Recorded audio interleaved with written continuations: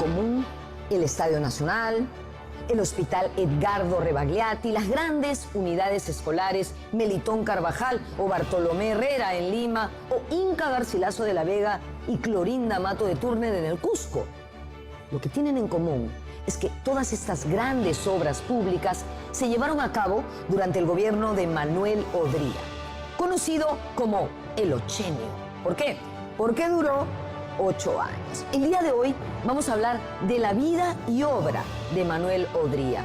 Y vamos a ver cómo, aun cuando hasta el día de hoy resulta un personaje sumamente polémico y su recuerdo suscita posiciones realmente enfrentadas, es fundamental para comprender la política peruana del siglo XX. Comenzamos el día de hoy, la vida de Manuel Odría. Yo soy Norma Martínez y esto sucedió en el Perú.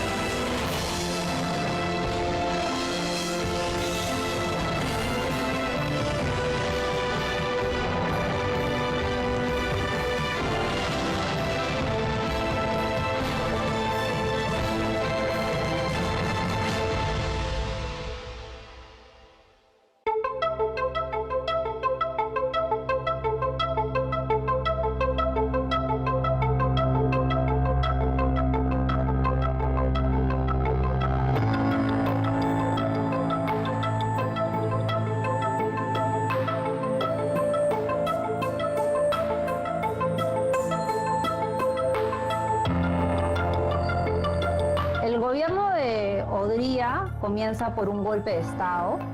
Es un golpe de Estado militar contra un gobierno democráticamente elegido. Muchas personas encarceladas durante años. El lado represivo será, pues, obviamente implacable. Lo que sí quedó como recuerdo fue toda la obra física que dejó Odría.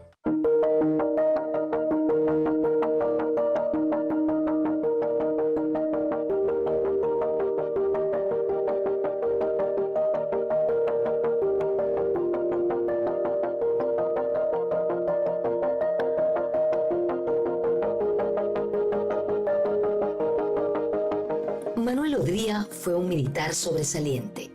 Destacó durante su paso por la Escuela Militar de Chorrillos y llegó a realizar estudios en los Estados Unidos. Una característica importante de su gobierno fue su marcado alineamiento con el país del norte en el contexto de la Guerra Fría.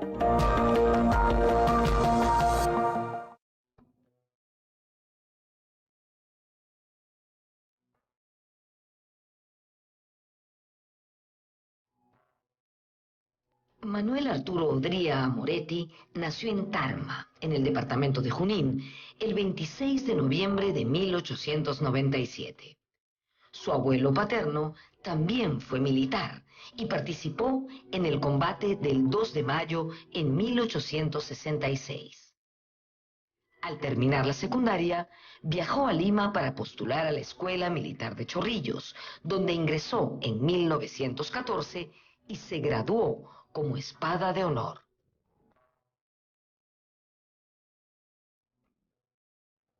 Entre 1927 y 1929 fue destacado a la Escuela Superior de Guerra, obteniendo el grado de oficial de Estado Mayor. Entre 1931 y 1932, ya con el grado de mayor, cursó estudios en la Escuela Superior Naval. Manuel Odría fue un militar de carrera. Él nace en Tarma y nunca olvidó a su ciudad natal. Procuró dotarla de todo lo necesario para que tuviera un buen desarrollo. Entre 1941 y 1942, Odría participó en el conflicto con Ecuador. Destacó en la batalla de Zarumilla, comandando la división ligera que le dio el triunfo a Perú. Allí obtuvo el grado de coronel. En el marco de este conflicto, el 13 de julio de 1941, el teniente José Abelardo Quiñones, máximo héroe de nuestra Fuerza Aérea, escribió una carta a Odría, quien en ese momento era comandante. En ella, Quiñones señalaba conocer su reconocida hombría y patriotismo y le solicitaba servir directamente bajo sus órdenes el avión que tripulaba. Mientras se desempeñaba como director general de la Escuela Superior de Guerra y ostentaba el grado de coronel, Odría viajó en 2 ocasiones a los Estados Unidos. Los norteamericanos buscaban formar oficiales latinoamericanos alineados ideológicamente con el capitalismo. En ese contexto, Odría fue seleccionado para ser capacitado en bases militares estadounidenses. Se conoce con el nombre de Guerra Fría a un periodo que abarca desde mediados del siglo XX hasta 1990. Esta etapa se caracterizó porque dividió al mundo en 2 bloques. Por un lado, el capitalismo encabezado por los Estados Unidos y por otro, el comunismo, al frente del cual estuvo la Unión de Repúblicas Socialistas Soviéticas, una federación de países liderada por Rusia. ¿De dónde viene el término Guerra Fría? Viene porque la tensión entre estos 2 bloques nunca devino en un conflicto armado. Es decir, ese conflicto no llegó a estallar, no llegó a calentar. De ahí el nombre Guerra Fría.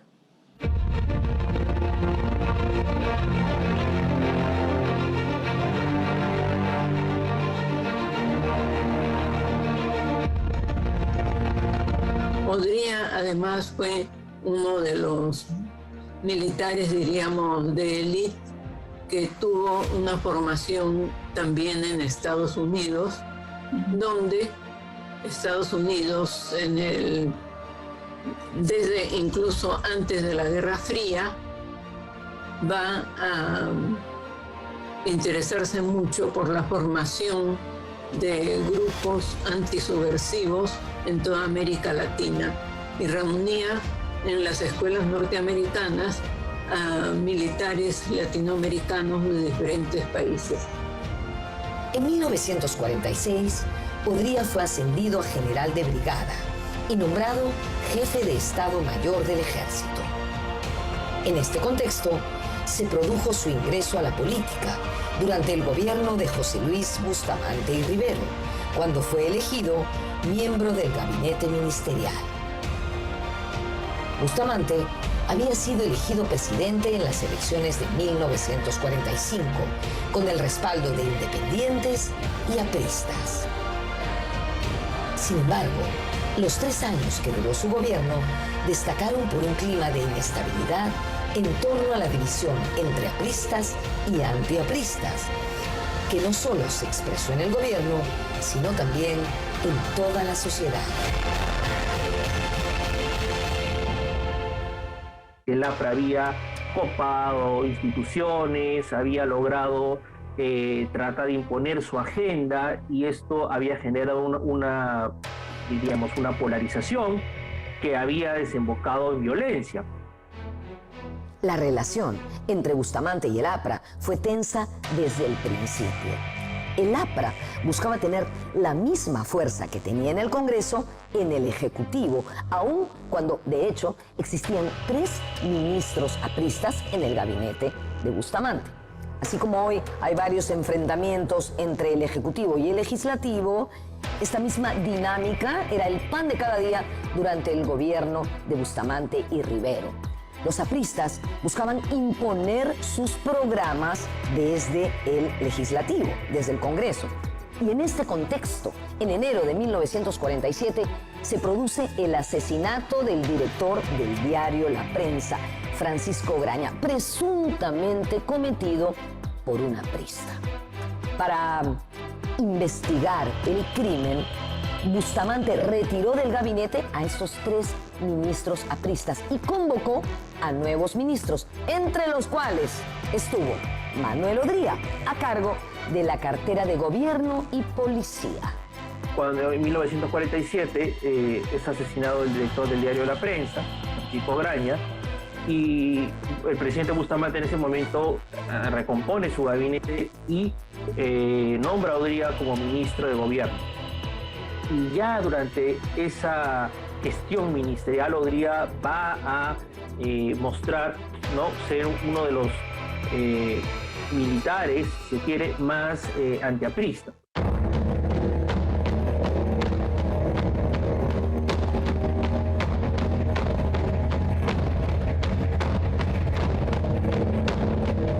El país vivía una aguda crisis política, social y económica.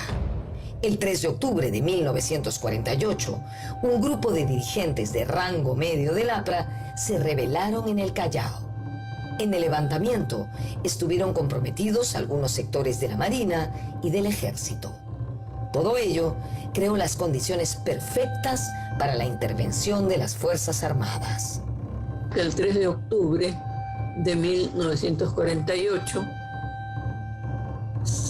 la población de Lima se despertó sobresaltada por el bombardeo en el Callao que se había producido la revolución aprista el 3 de octubre y son enviadas las fuerzas del general Zenón Noriega para terminar con este movimiento. La sublevación llegó a ser aplacada, pero sirvió para convencer a los militares de que su intervención era apremiante. Esta decisión se tomó, además, frente a las vacilaciones del presidente para la aplicación de medidas contundentes con el fin de restablecer el orden. El 27 de octubre de 1948, con el apoyo de los principales jefes de las Fuerzas Armadas, Odría emitió una proclama en la que anunciaba el derrocamiento de Bustamante y Rivero. 2 días después, la guarnición de Lima respaldó el movimiento, que recibió el nombre de Revolución Restauradora.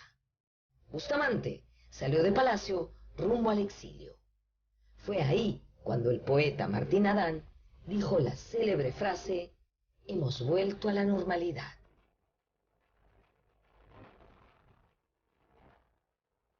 Como dijimos, al gobierno de Manuel Odría se le conoce como el ochenio, porque duró 8 años, desde 1948 hasta 1956. Esos 8 años los podemos dividir en 2 fases. Una primera meramente dictatorial, en la que gobernó la Junta Militar y que abarcó hasta 1950, y una segunda, formalmente constitucional, que duró 6 años, desde 1950 hasta las elecciones de 1956.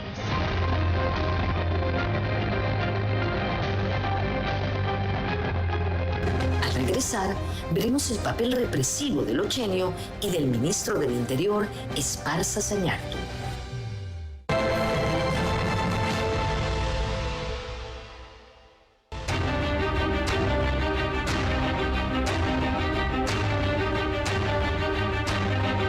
La Junta Militar que se estableció luego del golpe gobernó por casi 2 años, hasta las elecciones de julio de 1950. Fue encabezada por Odría y estuvo conformada por los jefes del Ejército, la Marina y la Aviación. Durante esta primera etapa comenzaron a perfilarse los pilares del régimen del ochenio. Por un lado, la implementación de una marcada política social dirigida a los sectores medios y populares, con el objetivo de mantener el control y construir un soporte social a su gobierno. Cuando Odría toma el poder, va a carecer de una base social de apoyo que legitimara su gobierno. Fuera del sector agroexportador, Odría no va a representar a nadie, va a tener una necesidad justamente de legitimar su gobierno a través del apoyo popular.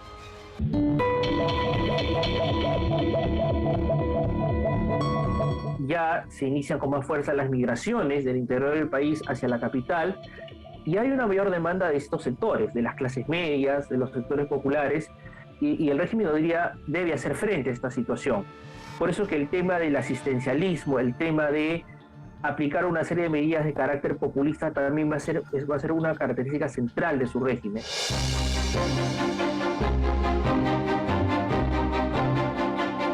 primeros meses del 49 hay una gran represión contra el APRA. Se calcula a inicios del 49 1.000 entre civiles y marinos capturados, encarcelados, deportados. Esto de acá marca el inicio del gobierno de Odría, que mantiene suspendidas las garantías constitucionales individuales mes a mes. En 1933 se promulgó una nueva constitución, cuyo artículo 53 no reconocía la existencia legal de los partidos políticos de organización internacional, por lo que sus miembros no podían desempeñar ninguna función pública. El objetivo detrás de este artículo fue proscribir al APRA y al Partido Comunista, prohibiéndoles participar de la vida pública del país. Que el APRA es retratado como un partido internacional en los años 30 y 40. ¿Por qué? Porque era un partido que tenía en sus orígenes, había sido un movimiento de carácter continental, ¿no? El APRA se funda en México. Y es en base a esa idea de que se le va a aplicar un artículo de la Constitución, el famoso artículo 53, que se hizo obviamente pensando en el APRA. Un hecho representativo de esta faceta represiva y de la persecución al APRA durante el gobierno de Odría fue el encierro de su emblemático líder, Víctor Raúl Haya de la Torre, en la Embajada de Colombia durante 5 años. Sí, han escuchado bien, 5 años. ¿Qué pasó? En 1949, Haya de la Torre pidió asilo a la embajada de ese país para evitar ser capturado. El gobierno peruano se negó a darle el salvoconducto de salida o el salvoconducto que le hubiese permitido salir de allí, y allí se quedó el hombre 5 años, un quinquenio. Esta disputa llegó hasta la Corte Internacional de La Haya. ¿Por qué le suena este nombre? Sí, porque allí también, en la Corte Internacional de La Haya, se dirimió la controversia con Chile por nuestros límites marítimos. ¿Se acuerdan? Realmente la Corte de La Haya emitió un pronunciamiento, un fallo, que en realidad no resolvió el tema, porque el fallo prácticamente lo que decía era que el gobierno evidentemente podían solicitar el asilo, el salvoconducto, pero el gobierno del Perú no estaba obligado a entregárselo, entonces había un entrampamiento que no se resolvía. En el 54 se resuelve la situación de Víctor Raúl Haya de la Torre, quien estaba asilado en la Embajada de Colombia desde el año 49. Y finalmente, de muchos años de idas y venidas, de diferentes resoluciones de la Corte Internacional de La Haya, Odría resuelve permitir a Haya de la Torre salir del país. El acuerdo definitivo se produjo en marzo de 1954 y se convino que Haya de la Torre abandonara la embajada, previa entrega simbólica del asilado a la jurisdicción peruana. Es decir, se le retiró la nacionalidad de nuestro país. Finalmente, el líder aprista partió rumbo a México.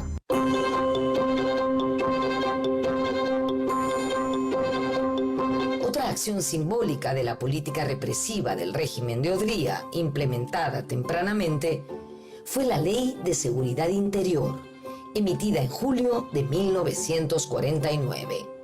Mediante esta norma, se determinaban los delitos considerados contra la seguridad y tranquilidad públicas, así como aquellos contra la organización y paz interna de la República. Entre ellos se encontraba la asociación a doctrinas de carácter y tendencia internacionales declaradas como tales por la ley y los que propaguen esas doctrinas. Eso estaba claramente dirigido al APRA y al Partido Comunista. Esta ley establecía que el Ministerio de Gobierno y Municipalidades que es el equivalente al Ministerio del Interior actual, tenía la potestad de tomar todas las medidas preventivas que consideraba necesarias para garantizar la tranquilidad sin que pudiese intervenir ningún juez o ninguna instancia del Poder Judicial.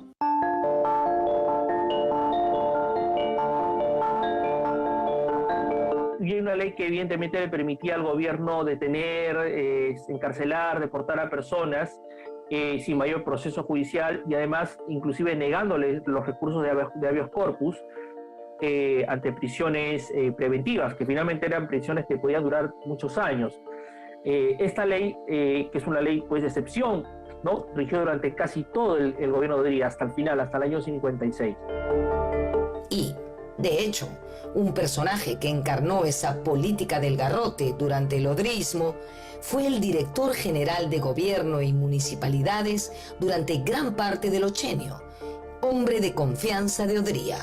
Su nombre, Alejandro Esparza Zañartu. Designado ministro de Gobierno y Policía en las postrimerías del régimen, Esparza Zañartu fue el símbolo de la represión del gobierno.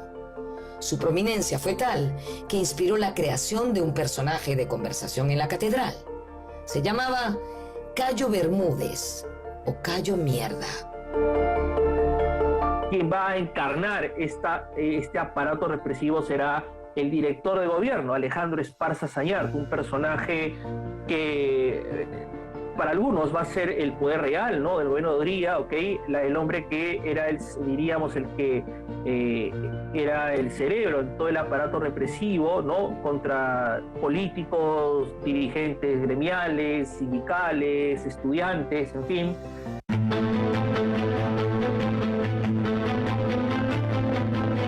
Como señalamos anteriormente, otro de los pilares fundamentales durante el gobierno de Odría fue la labor social.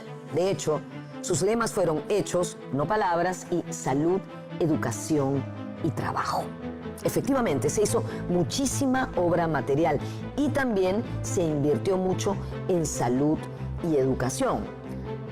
Todo esto ocurrió paralelamente al regreso a una política de tinte más liberal, es decir, con menor intervención del Estado en el aparato productivo, a diferencia de lo que había sucedido durante el gobierno de Bustamante. Entonces, esto propició la inversión extranjera, sobre todo estadounidense, en sectores como el minero y el petrolífero a lo largo de los siguientes años. Del lado del asistencialismo, efectivamente, hay políticas que se van a aplicar en el sector vivienda, salud y educación. El sector salud fue de los más importantes. En la lógica de la época, en el contexto y obviamente por la situación política, las políticas que se van a aplicar tendrán claramente la orientación de tratar de neutralizar al APRA y a otros sectores.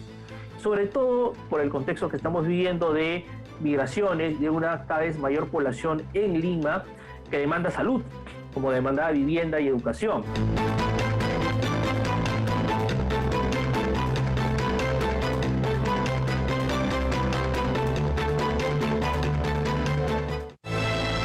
Volvemos con las obras del ochenio en el sector educativo.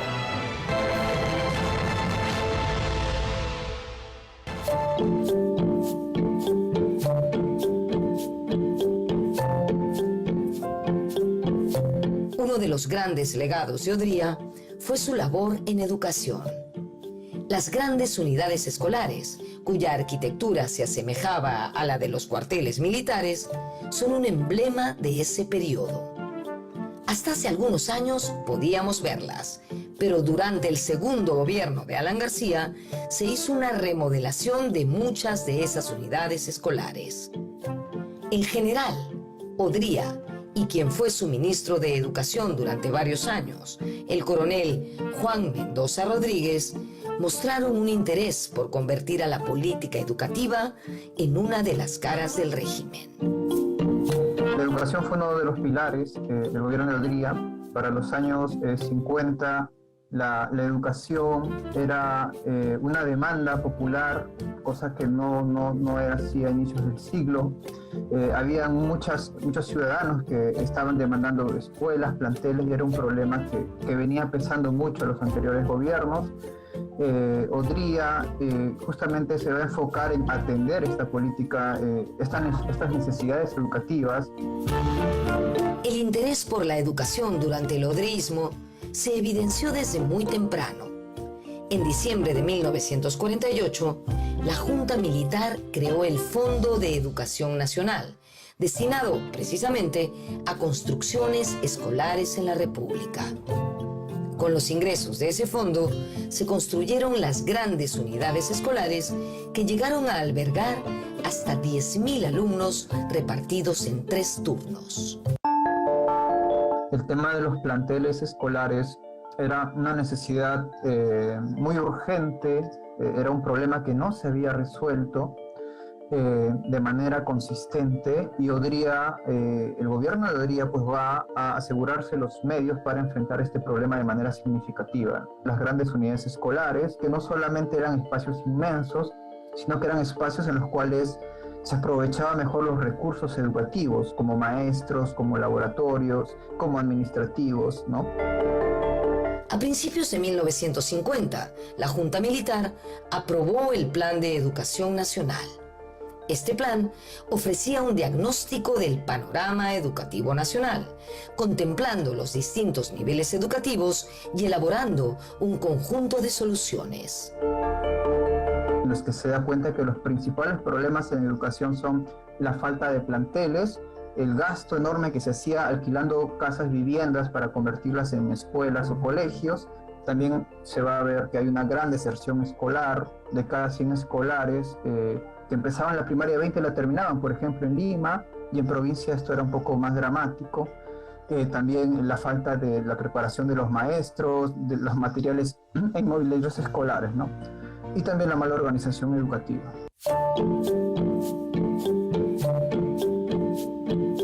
Odría también es muy recordado por su decidido apoyo a la formación de barriadas, lo que después se conoció con el nombre de pueblos jóvenes o asentamientos humanos.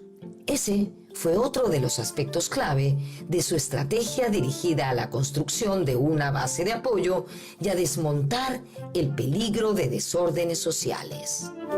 El fenómeno de las barriadas se había iniciado antes de Odría, pero para ese tiempo empezó a crecer debido al aumento de la migración campo-ciudad. Un ejemplo claro de la manera en que Odría las utilizó como soporte político fue la creación de la barriada 27 de octubre, en referencia al día del golpe a Bustamante. De otro lado, en 1954 nació la entonces barriada Ciudad de Dios en San Juan de Miraflores. Odría ya conocía a las barriadas antes de que él llegara a ser presidente. Los conocía bien.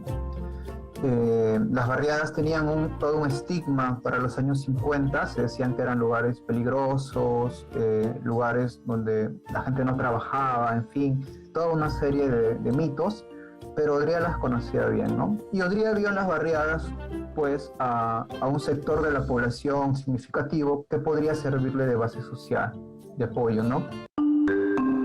A pesar de la promoción y el permiso para la formación de barriadas, durante el ochenio no se entregaron títulos de propiedad. Esto motivó problemas más adelante, como el acceso a los servicios públicos. Los títulos de propiedad Odría nunca se los dio a los pobladores de barriadas, y esto más adelante trajo consecuencias, sobre todo en el acceso a los servicios. Y los pobladores de barriadas pues recibían a cambio, digamos, esta protección, esta seguridad de permanecer en sus espacios, ¿no?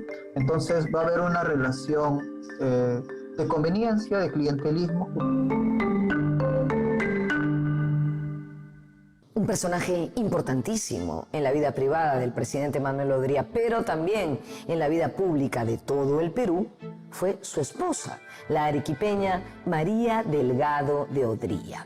Ella, como primera dama, lideró las obras sociales durante el gobierno de su marido y apoyó consistentemente el programa político de Odría. De hecho, dirigió la Central de Asistencia Social, creada en 1951 con el fin de asistir precisamente a mujeres y niños. Hay como mucha gente que ha buscado asociarla a la figura de Eva Perón, por ejemplo. Lo cierto es que ella sí viajó mucho por el continente, conociendo a otras mujeres primeras damas, digamos, ¿no? Y fue forjando una personalidad política, ¿no? Pero en realidad su personalidad política estuvo mucho más asociada a la caridad, al desarrollo social, al bienestar familiar, que es una de las aristas que tenía efectivamente Eva Perón. Odría y su esposa mantuvieron vínculos más o menos cercanos con el presidente argentino Juan Domingo Perón y su esposa Eva Perón. De manera que habría una cierta influencia. María Delgado alcanzó gran visibilidad política a partir de su trabajo social. Su popularidad fue tal que llegó a participar de las elecciones municipales de 1963, representando a la coalición de la que formaba parte el partido fundado por Manuel Odría, la Unión Nacional Odriista.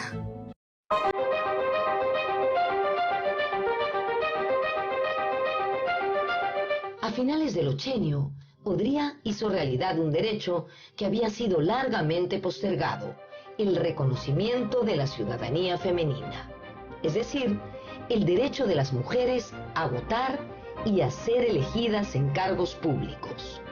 El proyecto de ley fue enviado al Congreso en octubre de 1954 y fue aprobado casi un año después, en septiembre de 1955. El sufragio femenino se había dado en América del Sur durante los años 30 y 40. Para el año 55, son los dos únicos países en América del Sur que no habían dado el sufragio femenino eran Perú y Paraguay. Entonces, era una reforma que estaba puesta sobre la mesa, que el Perú era consciente de que estaba desfasado. No hay que hablar efectivamente de una lucha o de una acomodación del voto a la mujer, sino como las mujeres consiguiendo el voto, ¿no? A partir de una lucha muy larga, pero efectivamente se dieron muchos otros momentos en los cuales las mujeres reclamaron, exigieron el voto femenino, ¿no? Entonces, esto es efectivamente producto de una lucha, pero sin duda alguna también hay un cálculo político de parte de Odría, ¿no? Si bien la aprobación del sufragio femenino fue el resultado de una larga lucha realizada por las mujeres, también es cierto que para Odría este fue un cálculo político. Hay evidentemente un interés por Odría de posicionarse como un demócrata, que no lo era, obviamente, era simplemente una ficción o algo para el público, ¿no? Para los votantes, para la comunidad internacional, ¿no es cierto? Sabemos que Odría tenía una muy buena relación con los Estados Unidos que quería afianzar y también de tener un hito que le permitiera más adelante continuar con su vida política, porque él pensaba, y como así lo hizo después, volver a postular a las elecciones. Odría nacía de un golpe de Estado, entonces Odría era consciente de este problema de legitimidad.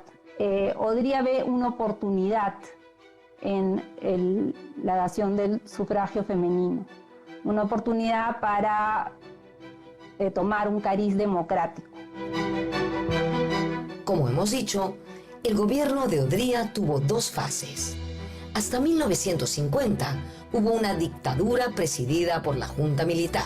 Sin embargo, Odría fue muy consciente de la necesidad de legitimar su permanencia en el poder a través de procesos electorales que lo convirtieran en presidente constitucional. Por lo tanto, desde 1949 preparó el camino a su elección con la aprobación de un nuevo estatuto electoral. Su objetivo, postular a las elecciones convocadas para julio de 1950. Fue así que renunció a la presidencia de la Junta el 1 de junio, en lo que se conoce como la Bajada al Llano. Al frente de la Junta quedó el general Zenón Noriega. La presión popular, la presión incluso de los mismos estados que conformaban el grupo de Estados Unidos, Francia, Inglaterra, consideran que es indispensable que el Perú y en general los países latinoamericanos regresen a la vida constitucional. Finalmente, Odría, el año 50, acepta la convocatoria a elecciones. Elecciones que, como era tradicional en el siglo XIX, las elecciones se convocaban para legalizar la presencia del caudillo que había tomado el poder. Para ganar las elecciones de 1950, Odría tuvo que allanar el camino al triunfo. La intensa persecución al aprismo y al Partido Comunista desde el momento de la instalación de la Junta ya había dejado el campo relativamente libre. Adicionalmente, se valió de variados recursos para eliminar a otros potenciales adversarios, como el general Ernesto Montañe, cuya candidatura opositora fue desestimada por el Jurado Nacional de Elecciones. Montañe tuvo como compañero de fórmula al arequipeño Francisco Mostajo. Fue entonces que se produjo un movimiento de protesta estudiantil en Arequipa, que fue sofocado violentamente. Finalmente, Mostajo fue detenido y posteriormente deportado. Así, Odría quedó como candidato único, con lo que garantizó su permanencia en el poder por 6 años más, ahora bajo un disfraz democrático. Odría resuelve realizar unas elecciones no competitivas, unas elecciones con él como candidato único, o sea, una parodia de elecciones, y reprime a todos los sectores políticos, a los medios, a la prensa. Odría va a mantener durante todo este tiempo la Ley de Seguridad Interior, ley que implicaba la suspensión de las garantías individuales, las garantías políticas. Esto limitaba las opciones de posibles candidatos. Por ejemplo, no podía presentarse un candidato aprista, no podía presentarse tampoco un candidato de línea socialista o marxista o comunista. Regresamos con lo último del programa.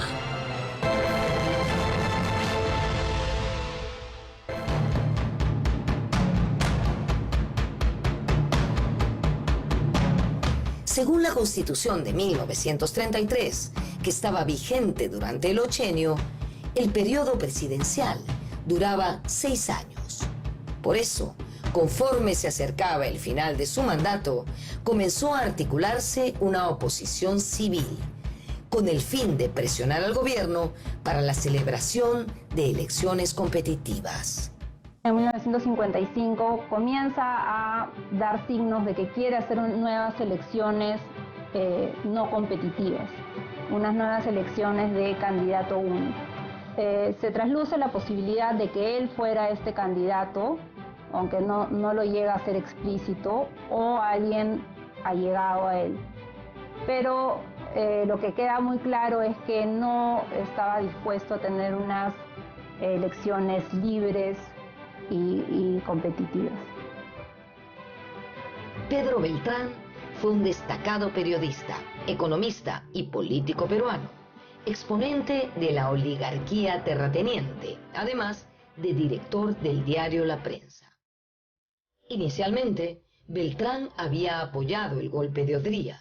Sin embargo, La relación entre ellos se resquebrajó y Beltrán pasó a la oposición. Ya en 1950, el partido de Beltrán, la Alianza Nacional, había aspirado a disputar las elecciones, pero como vimos, eso fue imposible. Hacia finales del ochenio, Beltrán era uno de los representantes más notables de la élite nacional, que se opuso a una nueva manipulación de las elecciones. Y hay una reacción también de las corrientes demócrata cristianas de Arequipa, de Lima, los círculos cercanos a Bustamante, y de otros sectores profesionales de clases media, que comienzan a poco manifestarse en oposición a Odría. Pero lo que va a surgir a lo largo del año 55 será una posición más bien, diríamos, de derecha, si se quiere, de una derecha, no sé si liberal necesariamente, y ahí obviamente habrán figuras que van a resaltar, ¿no? Esencialmente el diario La Prensa, Pedro Beltrán, y claro, un movimiento político asociado a Beltrán que fue la Coalición Nacional, pero también los sectores que habían sido cercanos al expresidente Bustamante y Rivero. Más allá de algunos levantamientos que fueron rápidamente sofocados, como el encabezado por el general Noriega en 1954 o el del coronel Marcial Merino a principios de 1956, no fue posible reconocer al interior de las Fuerzas Armadas una auténtica insatisfacción con el régimen. Los principales candidatos para las elecciones de 1956 fueron los siguientes: Manuel Prado, quien ya había sido presidente anteriormente y contaba con el respaldo del APRA; Hernando de la Valle, quien era apoyado por la oligarquía terrateniente; y Fernando Belaúnde, por el Frente Nacional de Juventudes Democráticas. Inicialmente, Odría apoyó a Lavalle, pero al percatarse de que no ganaría las elecciones, reformuló su estrategia y brindó su apoyo a Prado. Odría obviamente lo que va a intentar es lograr un acuerdo político para poder retirarse de manera digna, y viendo que Lavalle no le ofrecía esas posibilidades, finalmente el pacto será comprado. Pero claro, un pacto que va a involucrar también al APRA, y eso da origen al pacto de Monterrico. Odría lo que obviamente quería era no ser investigado por algunos hechos de corrupción que pudieron presentarse en su gobierno, y Prado se lo garantizaba. A cambio de su apoyo, Prado prometió no investigar delitos cometidos en el régimen. A este conjunto de negociaciones se le conoce como Pacto de Monterrico. Finalmente, Prado ganó las elecciones y el ochenio llegó a su fin.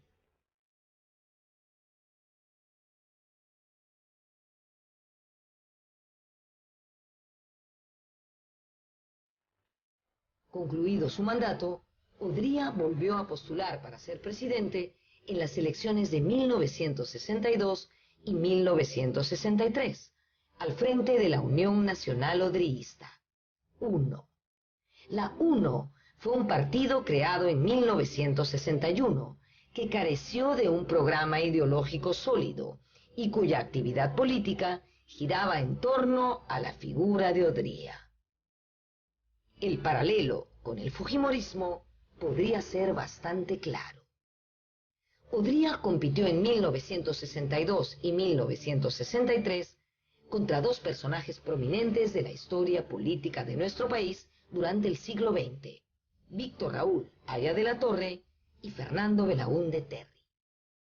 En 1962 no hubo un claro ganador, lo que condujo a la intervención de las Fuerzas Armadas con el objetivo de bloquear la alianza de Odría con el APRA. Pero en 1963, el ganador indiscutible de las elecciones fue Fernando Belaúnde Terry. Ninguno de los candidatos obtuvo el 33.3%, que era lo que se necesitaba para ser elegido presidente, y que por ende esto quedaba en manos del Congreso. Ahí es donde se evidencia claramente la alianza APRA-UNO, ¿no es cierto?, con la Unión Nacional Odrillista, que llevan a que Odría incluso anuncie por televisión que el resultado de esta alianza iba a ser que él iba a ser anunciado como presidente. Entonces es ahí donde los militares de alguna manera dan un golpe de Estado, ¿no es cierto? Se forma la Junta Militar. Se vuelve a convocar elecciones en el año 63 y finalmente el que gana es Fernando Belaúnde Terry.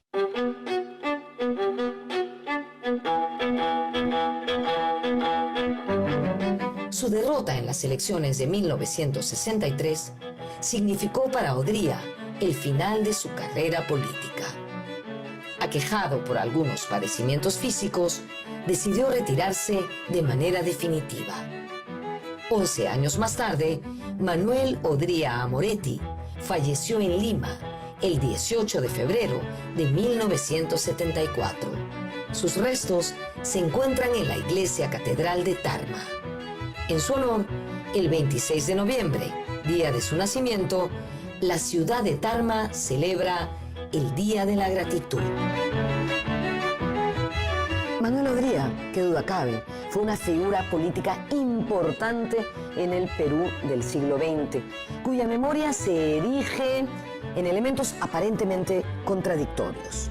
Por un lado, está la enorme represión que hubo durante su gobierno, la persecución al APRA, y por otro, la gran obra social que realizó al lado de su esposa María Delgado de Odría. También, como hemos visto a lo largo del programa, están las grandes obras que hizo durante su gobierno, ¿no es cierto? El Hospital del Empleado, el Edgardo Rebagliati, el Estadio Nacional, las grandes unidades escolares. Estas son obras que permanecen en la memoria de quienes vivieron en el 80.